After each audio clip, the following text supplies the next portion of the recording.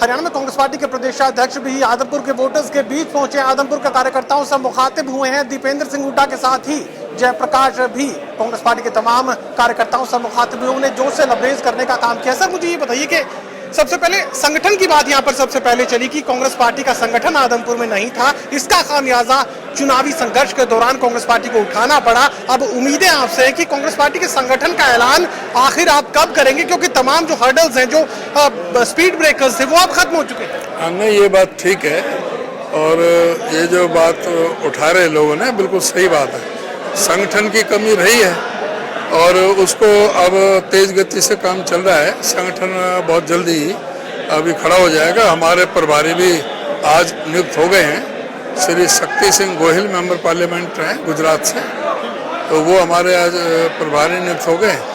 तो अब कोई बहुत जल्दी ही हमारा संगठन हो जाएगा। ये थोड़ी कमी महसूस हो रही थी प्रभारी के लिए। शक्ति सिंह गोविल का जिक्र आप कर रहे हैं। शक्ति सिंह गोविल के चुनाव प्रभारी के रूप में, कांग्रेस पार्टी के प्रभारी के रूप में जिम्मेदारी संभालने के बाद क्या परिवर्तन आप मान रहे हैं कि जो चुनाव के लिए कांग्रेस पार्टी को हरियाणा को तैयार कर पाएंगे शक्ति सिंह गोविल? निश्चित कि भी जो एक चुनाव प्रभारी एक पुल का काम करता है, जो हाई कमान के बीच पर प्रदेश कांग्रेस के बीच में, उसमें कमी महसूस हो रही थी।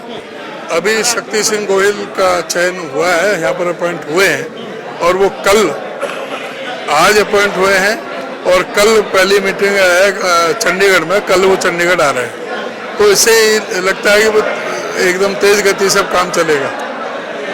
मुझे ये भी बताइए कि आदमपुर के वोटर्स के बीच आप आए, कार्यकर्ताओं के बीच आप आए, ये भी कह दिया गया कि हर महीने ये मीटिंग रखी जाएगी और 2024 के लिए आदमपुर को पूरी तरह तैयार कर देंगे। बिल्कुल, आदमपुर का जो जनता का हम धन्यवाद करने के लिए आज आए हैं कि उन्होंने बहुत अच्छा रिस्पांस दिया। चाहे बेशक हम सीट नहीं निकाल पाए, लेकिन 52,000 वोट पहली बार इस परिवार के खिलाफ पहली बार मिले हैं, जबकि जजपा और भाजपा का और उनका परिवार, चौधरी भजनलाल परिवार, ये सारे मिले हुए थे।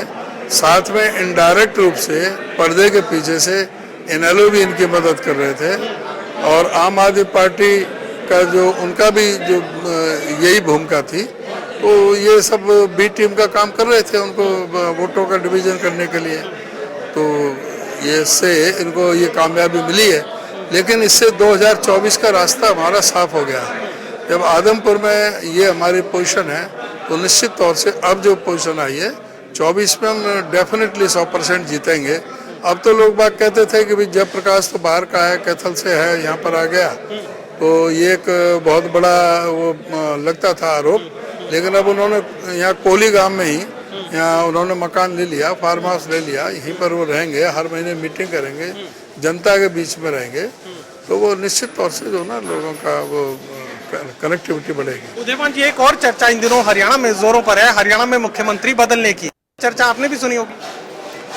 अब ये तो उनका काम है, भारतीय जनता पार्टी का ही कोई नेता इस पर टिप्पणी कर सकता है। मुख्यमंत्री बदलने से कोई फर्क पड़ेगा क्या? वैसे जो है ना, ये तो सर्वविदित है कि मुख्यमंत्री पूरी तरह से मुख्यमंत्री का फेलियर रहा है।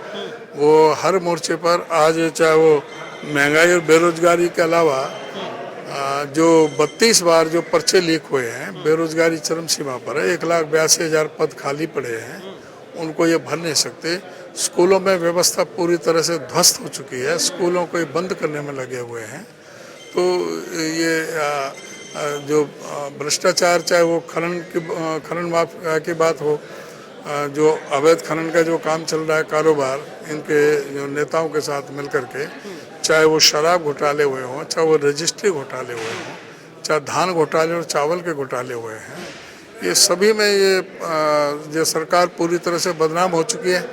और मुख्यमंत्री बदलने से कोई फर्क नहीं पड़ता, किसी को भी मुख्यमंत्री बना लो।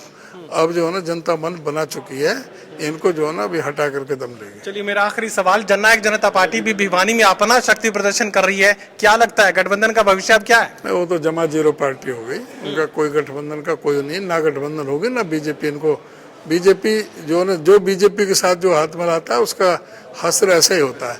कभी बीजेपी इनकी जो छोटी एक पार्टनर होती थी, आज जो है इनको एक भी सीट देने के लिए तैयार नहीं होगी बीजेपी।